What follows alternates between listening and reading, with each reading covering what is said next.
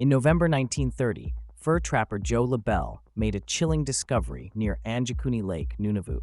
A small Inuit village had completely vanished. Labelle had visited the settlement before, expecting to find its usual residents, but instead, he was met with eerie silence. Fires still burned, meals sat uneaten, weapons and essential tools remained untouched. Yet the people, an estimated 25 to 30 villagers, were nowhere to be found. Even more disturbingly, a nearby grave had been dug up, its contents missing, and several sled dogs were found tied up and starved. There were no footprints leading away from the village, despite fresh snow covering the ground. Fearing something terrible had happened, Labelle rushed to a nearby telegraph office and contacted the Royal Canadian Mounted Police, RCMP. When authorities arrived, they confirmed his story. There was no sign of struggle, no indication of where the villagers had gone, and no logical reason for them to have abandoned their homes in the unforgiving Arctic cold.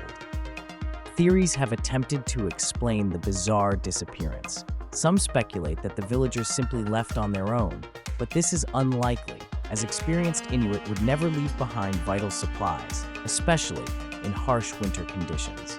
Others suggest a natural disaster, such as a sudden storm or an avalanche, but the village showed no signs of destruction. Paranormal explanations have emerged as well, fueled by Inuit folklore that speaks of sky people who take people away, leading some to believe the villagers were victims of a supernatural or extraterrestrial event. However, skeptics argue that the entire story may be a hoax. The RCMP later denied the incident, stating that there was no record of an abandoned village at Angikuni Lake. Some researchers believe the tale was exaggerated by journalists or confused with another event. Despite official dismissals, the vanishing village of Angikuni Lake remains one of Canada's most chilling, unsolved mysteries. If it was a fabrication, how did the details, like the missing grave and the starving sled dogs, become part of the legend? If it really happened, why has no evidence surfaced to explain it? To this day, no trace of the missing villagers has ever been found.